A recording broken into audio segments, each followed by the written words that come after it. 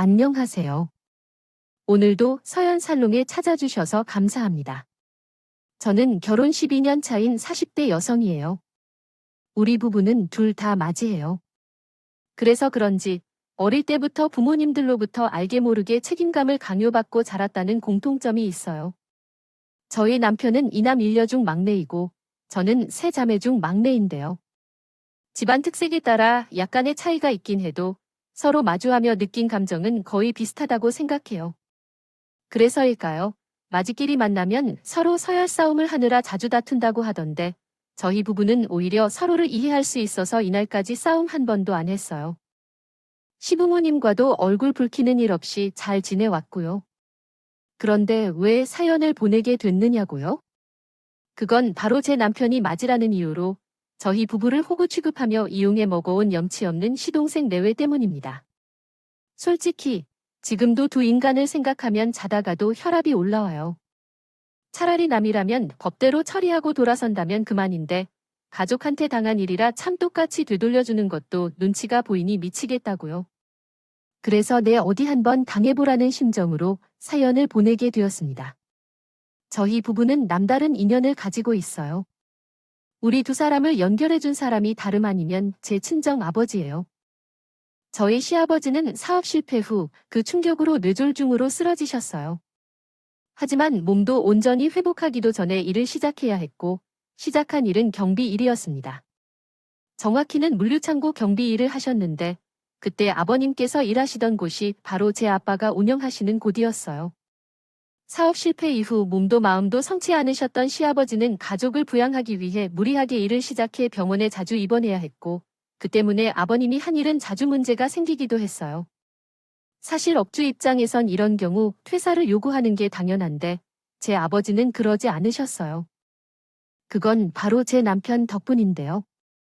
고등학교 졸업을 앞둔 녀석이 제 아버지를 대신해 일하겠다고 왔다고 하더라고요. 나도 자식을 키우는 입장에서 어떻게 매정하게 돌려보낼 수 있겠어서 일단 받아줬는데 어린 친구가 얼마나 성실하고 빠른지를 보니까 당장 우리 회사에 정규직으로 채용하고 싶었어요.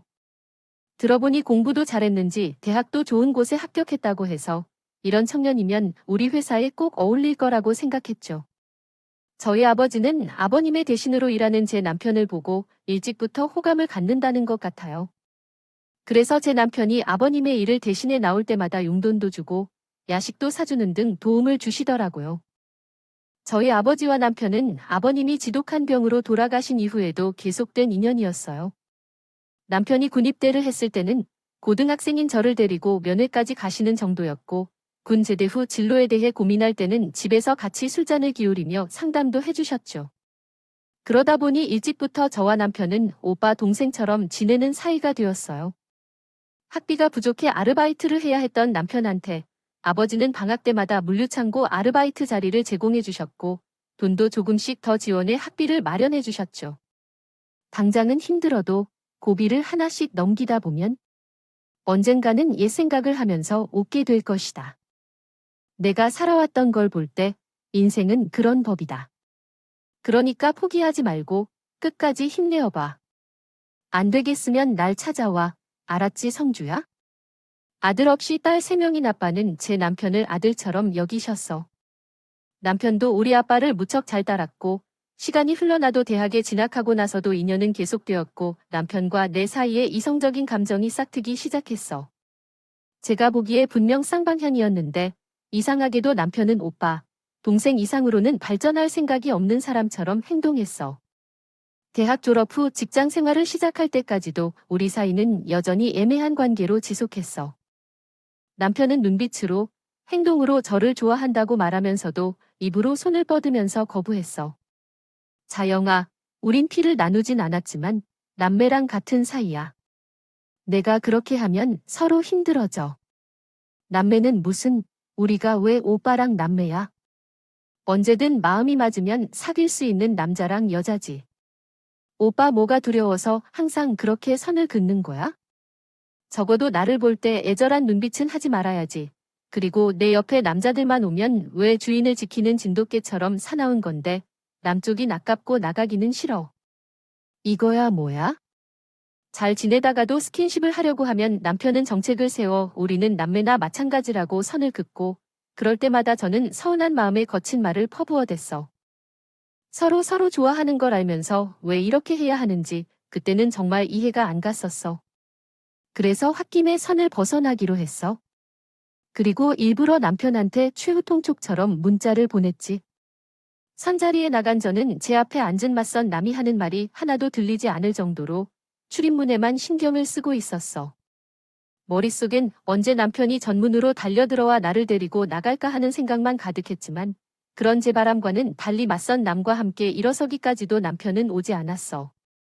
함께 식사하자는 맞선 남의 제안도 거절하고 집에 귀가해 침대에 파묻혀 울었어.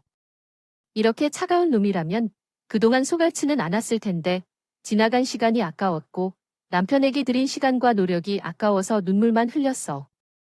그런데 일어난 일이 얼마 안 되어 회사 동료들과 점심을 먹으러 나갔다가 식당에서 남편과 마주쳤어. 서로 회사가 가까워서 가끔 마주치기도 하는데 그날도 그랬어. 그런데 멀쩡한 나와는 달리 남편은 얼굴이 반쪽이 되어서 눈도 흐리고 초조해 보일 때였어. 찌질한 건 나도 모르게 자기가 저러나 싶어서 잠시 지나치려 했는데 남편이 제 팔을 잡았어. 그리고 아무 말도 없이 나를 당황한 채로 바라봤어. 이건 뭐야? 난 할 말 없으니까 매정하게 팔을 뿌리치려는데 그 순간 남편의 눈이 눈에 띄었어. 그런데 참 신기했다. 이상하게도 그날에만 남편의 눈빛에 마치 우는 듯한 느낌이 들었어. 오빠, 왜 그래? 무슨 일 있어? 할 말 있으면 해. 입 다물고 사람 피 말리지 말고. 그러자 남편이 제 손을 놓으며 선 잘 봤니? 라고 하더라고. 완전 괜찮은 남자가 나타났었는데 그래서 나한테 궁금한 게 그게 다야? 그래, 잘 됐네. 뭐라도 한마디 할 줄 알았는데 답답한 남자는 그 와중에도 끝까지 속을 드러내지 않았어요. 내가 선자리에 나가는 게 자기가 엉망진창이 될 정도로 신경 쓰이고 싫은데 고작 한다는 말이 잘 됐네 라니 생각 좀 같아서 선대로 쥐어패고 싶었지만 그랬다가 남편이 그대로 쓰러질 것 같아서 꼭 참고 말했어요. 더 하고 싶은 말 있으면 퇴근 후 우리 회사 앞으로 와서 내가 오빠 말 들어보고 세세하게 대답해 줄 테니까. 그날 그렇게 남편을 보내고 밥을 먹는데 밥이 입으로 들어가는지 코로 들어가는지 모르겠었어요. 시간이 흘러 퇴근 시간이 되고 남편이 언제 왔는지 저희 회사 로비 바깥에서 기다리고 있었어요. 저는 다짜고짜 남편을 끌고 모텔이 즐비한 골목으로 들어갔고 그중 한 모텔 앞에 서서 말했죠. 나 오늘 여기 들어갈 거야? 자, 선택해. 오빠가 나한테 정말 마음이 없는 거라면 나만 둬도 좋아. 대신 앞으로 날 볼 생각은 하지 마. 그리고 오빠도 나랑 같은 마음이라면 오늘 우리 여기 들어가자. 여기 들어가면 그 순간부터 오빠랑 나는 사귀는 거야. 어떻게 할래? 남편은 두 손으로 머리를 감싸주며 갈등을 하더니 갈등 끝에 결심이 섰대요. 자영아, 나도 너 좋아. 모르긴 해도 너가 날 좋아하는 것보다 훨씬 더 내가 널 좋아할 거야. 하지만 난 아저씨를 생각해서라도 이러면 안 돼. 난 아들처럼 생각해 주시는데 어떻게 내가 너한테 불신한 마음을 품겠니? 나한테 아저씨는 아버지나 다름없는 분이셔. 그러니까 제발 이러지 말자. 응, 누가 아버지처럼 생각하지 말래. 오빠는 왜 이렇게 생각이 복잡해? 우리가 사귄다고 하면 제일 좋아할 사람이 우리 아빠야 생각해봐. 우리 아빠가 고등학생 딸을 데리고 뭐하러 그렇게 먼 곳까지 오빠 면회를 갔겠어? 오빠가 우리 집에 올 때마다 왜 아빠가 날 불러다가 오빠 옆에 앉히겠냐고. 이 미련 곰탱이야. 밥을 삶아 줄 수나 먹어봤어? 이 밥을 밥숟가락에 떠서 그 밥까지 갖다 주는데도 못 받아 먹는 인간을 뭘 믿고 우리 아빠는 사이 삼겠다고 노래를 부르면서 정말 모르겠다. 아 됐어. 나도 쪽팔려서 더는 못하겠다고 눈가에 눈물이 핑 돌아서 그대로 돌아서려는데 남편이 제 손을 잡았어요. 그리고 제 얼굴을 빤히 바라보다가 제 손을 잡은 채 저희 집까지 함께 갔어요. 그리고는 저희 부모님 앞에서 교제 허락을 해달라고 하더군요. 그런데 그 표정이 정말 대단한 결심을 한 사람처럼 무척이나 진지하고 간절해서 지켜보는 제가 웃음이 날 지경이었다니까요. 진지한 표정으로 가슴 두리던 남편과는 달리 저희 아빠는 너무 쉽게 교제를 허락하셨어요. 그 바람에 오히려 남편이 의아해할 정도였죠. 아저씨, 정말 괜찮으시겠어요? 저희 집 사장도 다 아시면서 자영이랑 제가 사귀어도 괜찮으시겠냐고? 이 녀석아, 내 뇌는 내가 딸 팔아 이문 남기려는 장사치로 보이냐? 젊은 남녀가 서로 사랑하겠다는데 집안 사정이 무슨 상관이야? 서로 좋으면 그만이지. 아무튼 힘들게 결심한 이상 내 눈치 보지 말고 신나게 연애해라. 뭐든 바로 결혼식을 올려도 좋고 아빠는 처음부터 제 남편을 사윗감으로 점찍었던 만큼 은근슬쩍 결혼 얘기까지 얹으셨어요. 결국 남편은 벙찐 표정으로 저와 교제를 시작하게 되었어요. 이렇게 교제를 시작한 우리는 5년 넘게 연애를 하다가 결혼하게 되었어요. 실은 진작부터 결혼 얘기는 왔지만 생각했던 것보다 결혼이 늦게 된 이유가 있었어요. 집안의 가정이던 남편은 여동생과 막내인 남동생을 책임져야 했거든요. 자신의 결혼 준비가 벅찼을 텐데 여동생의 결혼 비용도 보태주고 남동생의 대학 등록까지 끝까지 해줘야 했기 때문에 정작 자신의 결혼이 미뤄졌던 것이었죠. 이해해 주신다는 미움처럼 그런 사정을 이해하고 남편을 기다린 건 누구보다 마음속의 감정을 잘 이해했기 때문이었어요. 상황이 조금 다르긴 하지만 제가도 동생들을 위해 포기하거나 양보한 적이 많았거든요. 누가 시켜서 그렇거나 아니지만 스스로 맞이 않을 의무감이 생겨서 그랬던 것 같아요. 남편도 마찬가지였을 거고요. 평범한 직장인의 월급으로 동생들을 뒷바라지하고 생활비까지 부담한 탓에 남편은 돈 모으기가 쉽지 않았어요. 그래서 결혼을 앞두고도 전셋집 보증금을 마련하지 못한 상태였죠. 하지만 그때는 그런 것이 문제가 되지 않았어요. 작은 사글세 방에서 신혼생활을 시작한다고 해도 남편만 있다면 좋았을 때였거든요. 그런 사정을 아시던 아버지는 남편에게 돈을 주셨어요. 어머니는 물론 동생들에게는 비밀로 해서요. 성준의 사정을 뻔히 하는데 어떻게 모른 척 하겠냐고 생각하셨을 거예요. 그렇다고 내 딸을 월세방에서 신혼생활을 하게 할 수는 없으니 별 수 없이 내 주머니 돈으로 도와주어야 했던 거죠. 또한 결혼할 때 방구석까지 두르지 않더라도 무겁지 않더라도 더 좋다고 생각했습니다만 저한테는 미안하지만 우리는 제가 감당할 수 있는 전셋집에서 시작하자고 했어요. 앞으로 열심히 일해서 집을 꼭 사주겠다고 약속했고요. 이게 왜 처가 도움이냐고 말대로 제가 돈을 모아가며 집을 구하자는 것이라고 했어요. 그래서 고집 부리지 말고 받으라고 했고 안 받으면 오빠랑 결혼 안 한다고 얘기했어요. 이런 식으로 하면 남편이 마지못해 돈을 받게 되었고 그 덕분에 우리는 전셋집에서 신혼을 시작할 수 있었어요. 하지만 이런 사정을 알지 못한 시댁에서는 제가 전셋집 보증금을 모아온 것을 보고 각자의 생각을 했던 것 같아요. 어머님은 부모로서 능력이 안 돼서 며느리가 감당을 해줬다고 하셨고 시누이는 올케가 능력되니까 한 거 아니겠느냐고 생각했을 겁니다. 시동생은 다른 시댁 식구들과 다르게 쟤를 자신의 지갑 정도로 생각했던 것 같아요. 결혼한 지 얼마 안 된 시점에 시동생이 어학연수를 보내주기를 부탁해왔는데 그때 내내 큰 혼란 속에서 있었어요. 어학연수 정도는 다녀와야 저도 어디서 명함이나 내밀지 않겠어요. 형수님, 저 좀 도와주세요. 사소하게 책값이며 용돈을 뜯어가는 것도 모자라 나중에는 강 크게 어학연수 비용을 대달라고 하더라고요. 도련님, 어학연수라니 우리 형편에 그런 돈이 어디 있어요? 그리고 어학연수 안 가도 영어 성적은 충분히 올릴 수 있잖아요. 저도 어학연수 한 번 못 가봤지만 학원 다니면서 필요한 성적은 충분히 만들 수 있었어요. 어디서 하느냐가 중요한 게 아니라 내가 얼마나 열심히 하느냐가 중요한 거라고요.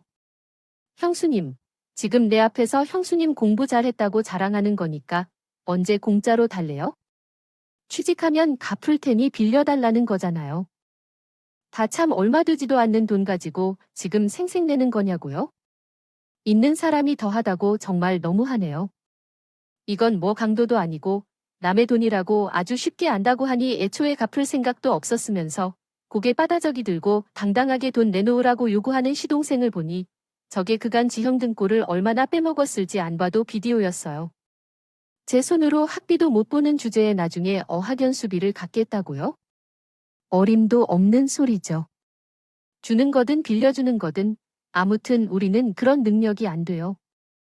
월급 뻔한 직장인 처지에 그런 목돈이 어디 있겠어요? 그러니까 도련님도 일찌감치 포기하세요. 저는 더는 말도 섞기 싫어서 딱 잘라 거절을 하곤 차후 벌어질지 모를 상황도 미리 차단을 했어요. 혹시나 해서 하는 말인데 형한테 얘기해도 소용없을 거예요. 우리 집 월급 관리는 내가 직접 하니까요. 그러니까 그 얘기는 이 자리에서 없던 일로 해요. 도련님이 서운하다 해도 어쩔 수 없어요. 안 되는 건 안 되는 거니까 포기할 건 포기하라고요. 진짜 너무 하시네요. 전세보증금도 턱턱 만들어내는 형수님의 극과 돈 몇 푼 빌려달라는 말에 직장인 월급 무난하는 걸 보니 솔직히 기분이 좀 그러네요. 아마 당 잘 알겠습니다. 형수님이 정 이렇게 나오시겠다면 내가 무슨 말을 더 하겠어요? 돈 없는 놈은 남들 다 가는 어학연수도 포기하고 사는 수밖에요. 끝까지 시동생은 말꼬리 잡아가며 제 속을 박박 긁었지만 그렇다고 시동생 수법에 넘어가 주지는 않았어요. 저도 사회생활 경력이 얼만큼인지 이런 핏덩이한테 순순히 넘어가겠어요. 그러나 이 일로 시동생은 저한테 반감을 갖기 시작했고 이후로는 서로 견원지간처럼 지내게 되었어요. 제가 첫 아이를 출산했을 때도 시동생은 출산 축하 인사는커녕 애같이 엄마 닮아서 고집이 세겠다는 등의 막말을 늘어놓았어요.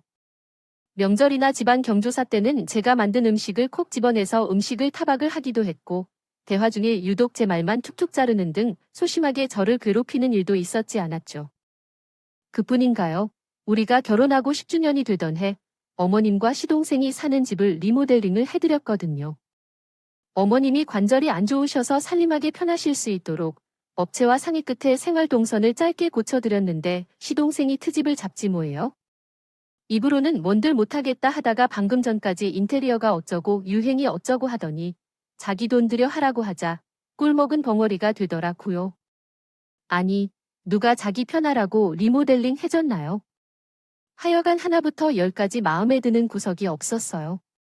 그런데 이런 시동생이 어느 날 갑자기 변해 나를 챙겨주고 다정하게 대하다 시작했어요. 형수님, 그 짐을 저에게 주세요. 형, 뭐 하는 거야? 이렇게 무거운 걸 형수한테 들게 하면 어떠냐? 형은 참 형수한테 무심해 보이는 것 같아. 능력 있는 것 같고 똑똑하잖아. 어디 놓아봐도 떨어지지 않는 형수 같은 사람이 어떻게 이렇게 취급을 받을 수 있냐고요? 아니에요, 형수님. 글쎄요, 그건 잘 모르겠고 한데 자주 보던 도련님의 태도가 달라지니 이게 꿈이 아닌가 하는 착각이 들어요. 에이, 형수님도 참 그동안 말이 없어서 그랬지만 저는 형수님을 참 좋아합니다. 그러니까 형수님도 전혀 미워하지 마세요. 뭔 꿍꿍이가 숨어 있는 것 같아요. 갑자기 태도가 변한 시동생을 보니 왠지 걱정이 되었어요. 이번에도 어떤 짓을 하려고 일어난 건지 궁금했는데 그런 걱정은 금방 현실로 다가왔어요. 뭐, 전세보증금을 우리한테 부탁하면서 미친 짓 아니냐, 그동안 받은 월급으로 어떻게 하냐고 말이죠. 막말로 도련님이 손을 더럽혀서 학자금 대출을 갚기로 한 거라니요. 생활비를 내기로 한 거고. 버는 만큼 옷을 사입고 눈치만 봐도 차를 바꾸고 1년에 두세 번씩 해외여행을 간다는데 더할 나위 없이 나쁜 버릇이르고요. 그리고 지금은 자기의 신혼집 마련을 장남한테 떠넘기려 하니 말이 되냐 안 되냐고요. 나 정말 못 해줄 거니까 당신도 그렇게 알고 계셔야 돼. 도련님께서 확실히 전해야 해요. 학자금 대출금도 내준 것으로 충분히 보탬을 주었으니까 적어도 결혼은 자기 힘으로 해보라고. 매번 참아왔는데 누구를 호구 취급하려 하나. 정말 너무하다고 말이죠. 뻔뻔한 막내 아들의 행동에 시어머니도 미안해했나 봐요. 명절 내내 제 눈치만 살피더라고요. 평소에 파리 안으로 굽던 시누이도 이 일에 대해서는 제 편을 들어주었어요. 성준아, 내가 이럴 줄 알았어. 막내라고 오냐오냐 해주다가 너 아주 사람 노릇을 하기 힘들어지는구나. 오빠가 좀 더는 돈을 내주지 말아줘. 얘도 좀 정신 차려야 해. 자기 결혼하는데 누구한테 집을 내주라고 기대하고 있어? 말이 되지 않는다고요? 시동생이 신혼집을 요구하면 가만 있을 수 없겠지. 누나까지 왜 그러는지. 당장 살 집도 없는데 언제 달라고 그래? 빌려달라는 거잖아. 일단 집 보증금만 마련해주면 나는 조금씩 갚을게. 도련님, 상식적으로 돈이 필요하다면 은행 대출을 먼저 알아봐야 한다고. 아니에요.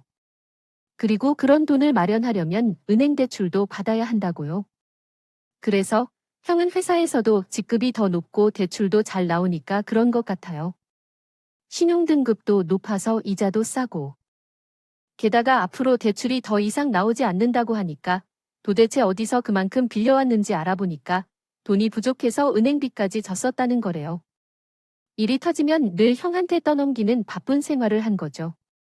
막내라는 이유로 늘 형이나 누나에게 받기만 하려는 이 나쁜 버릇은 성인이 된 지금까지 이어져 왔어요. 결국 참다 못한 남편이 끝내 거절했다고 해요. 내 결혼이니까 내가 스스로 해. 형편이 안 되면 월세 원룸부터 시작해야 할 것 같아. 본가에 들어가 살든 형편껏 알아서 하라고. 그리고 이후로도 나랑 내 형수한테 기댈 생각은 하지 마. 우리도 더는 해줄 돈도 없고 해줄 필요도 못 느끼니까. 결국 시동생은 본가에서 신혼살림을 차리게 되었어요. 그래서 동선의 집안에서 말이 많았지만 어쩌겠어요. 그동안 둘이 연애하는 동안 놀고 다니면서 펑펑 쓰느라 그렇게 된 거려. 끼리끼리 논다고 시동생이 데려온 동서 역시 시동생이랑 꼭 같은 사람이었어요. 들어보니 동서도 그 집 막내라고 하더라고요. 평소 형제관계로 사람을 판단하는 편은 아니지만 시동생과 동서 때문에 막내 포비아가 생길 지경이었어요. 자기들의 이야기는 귀신같이 차리면서 공동 부담을 져야 할 때는 막내라는 이유로 형이랑 누나한테 어떻게든 떠넘기려고 급한 것도 있었거든요. 부부가 어찌나 쿵짝에 잘 맞는지 저런 사람들은 천생연분이 분명하다 싶더라고요.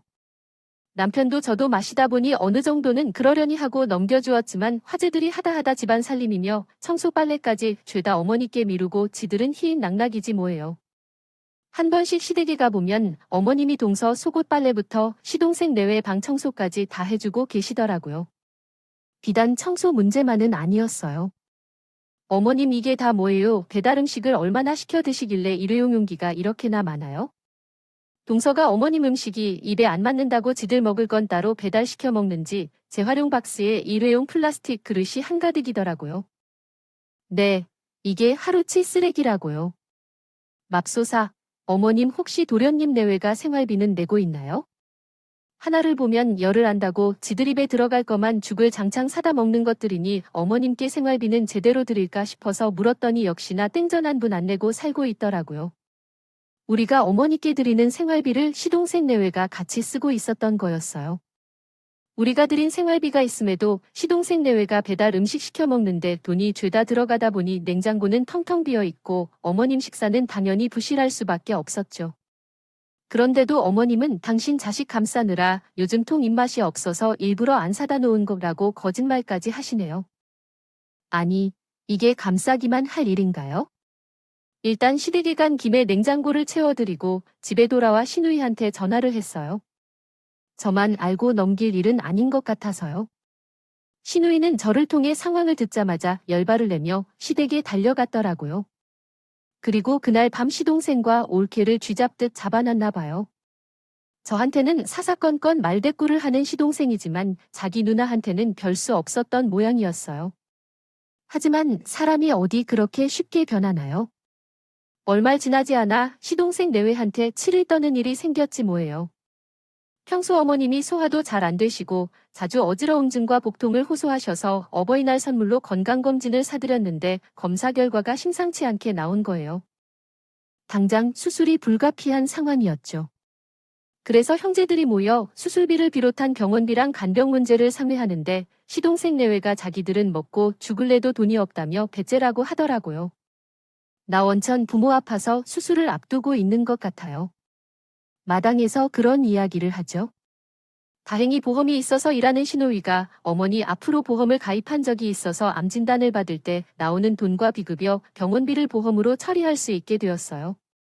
그렇다고 해도 7,800만 원가량은 자기 부담을 해야 했습니다. 그래서 우리 500 시누이가 300을 대기로 했어요.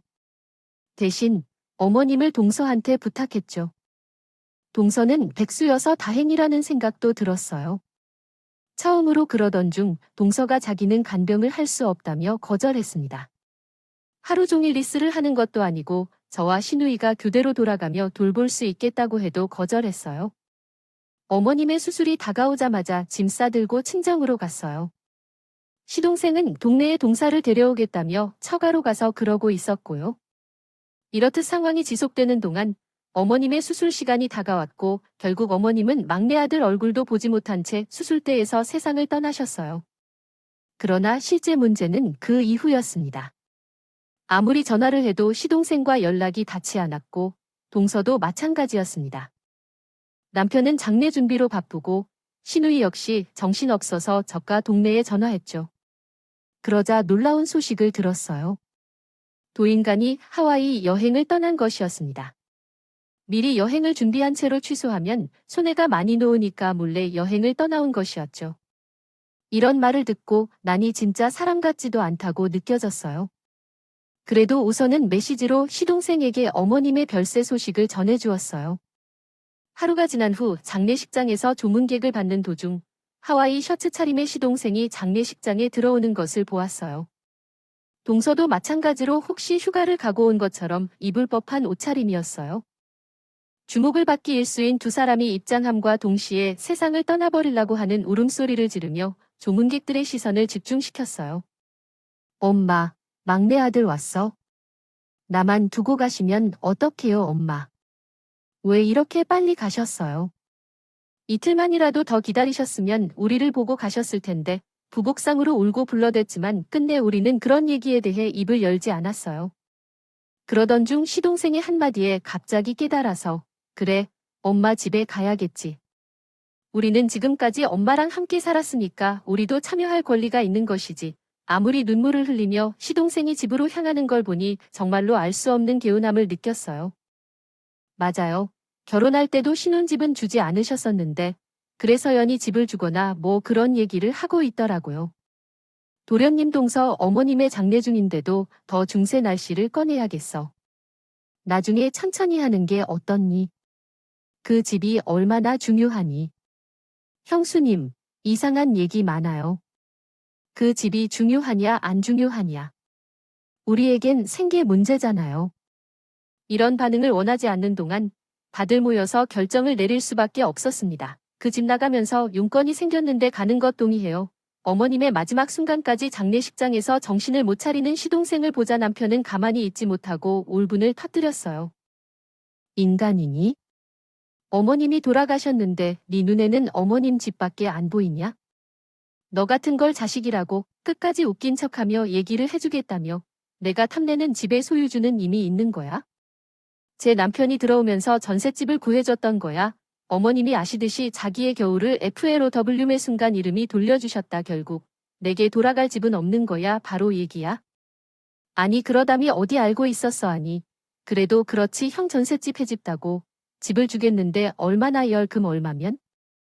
뭐 너랑 나 너틀보단 당장 집주인이 놀게 하는데 잘 보여야 튼 마질로 언니가 너희 부부 집식이라고 이야기하면 깝그제야 상황을 파악한 막별한 생은 바닥에 대자로 드러누우며 그깟 등록금이나 나한테 쓴 돈 갚으면 될 거라니까 대신 그 집은 나저뿅나 소송도 부자할다고 하면서 내놓는 안동을 부리는 시동생 덕분에 장례식장은 엉망이 된다. 그래서 제가 나서서 일단 질문에는 남매가 똑같이 나눠 갖자고 타협안을 내놓았어요. 은기 그제야 시동생은 자리에서 일어나 상주복으로 갈아입었더군. 어머님의 장례식을 마친 후 시동생이 닥달하는 통에는 놈이다 모였어요. 그리고 그 자리에서 집을 파는 데 대해 상의해서 서울에 아파트값이 천정부지로 오르고 있어 서울 외곽의 낡은 빌라 가격은 생각보다 높지 않아요. 부동산에 물어온 이어진 빌레렐렐로 보증금만도 못하더라고요. 그래도 일단 집 팔아 3등분으로 나눠 갚기로 해. 그렇지만 이번에도 시동생은 자기 몫을 대치게 찾아 먹으려 하면서도 저희에게 갚아야 할 돌은 둘리무실 넘어가려고 해요. 그렇지만 평소같이 모른 척 넘어가주던 남편이 갑자기 돈 얘기를 꺼내기 시작하더군. 망나니가 전에 말한 대로 그동안 너에게 들어간 동안을 정리했다고 합니다. 동전집 나눠 갖는 대로 잘 되록 하고 어차피 형수한테 줘라. 어차피 내 형수 돈이니까. 시동생은 못마땅하게 입을 삐죽거리면서 알겠다고. 말에 그렇지만 남편이 정리한 상환 금액을 확인하니 손이 떨리고 있어요. 자기가 받아야 할 돈보다 무려 1,300만 원도 더 나왔거든요. 형이 이게 진짜 내가 쓴 돈이라고는 말 못해. 그럼 우리 받을 돈은 고사하고 1,300이나 뱉어야 한다는 소리야. 그러지 말고 좀 꺼아줘. 아니 원씨를 좀 늘려주면 안 돼. 그럼 내가 꼭 갚을게. 나를 어떻게 믿는 너란 놈은 콩으로 삼돌됐다 해도 절대 못 믿어. 그리고 어머니 장례식장에서 그런 짓을 벌릴 때 맞다 꼼둥마리는 염두에 둔 제2기가반이 그럼 마구엄 내는 소리를 할 필요 없어. 이놈이 신용불량자가 되든 길바닥에 나서 난이 돈 꼭 받아낼 거예요. 안 되면 소송을 통해서 내 월급도 차압할 생각 있어. 더 말순하고 싶지 않으니까 이번 주 내로 이 집에서 짐을 빼고 나가. 난 더 이상 너 같은 놈 동생으로 생각 안 할 테니까 내 장례식에도 찾아올 게 없다. 알겠어. 결국 시동생 내외한 지 뒤에 짐을 뺀 후 동서 친정으로 들어갔어요. 의예반의 신우는 자기 결혼할 때 저희가 대준 돈도 있고 그동안 일이 있을 때마다 목돈을 저희에게 받아 하던 게 있으니 재판돈은 받지 않겠다고 나도 했어. 그래서 집은 팔지 않고 월세를 받기로 했어요. 매달 들어오는 월세로는 우리 집 은행 대출금을 갖고 있게 되었고 시동생은 저희와의 연락을 끊고 살게 되었어요. 다달이는 제 계좌로 1,300만 원에 대한 분할 상환을 하고 있습니다.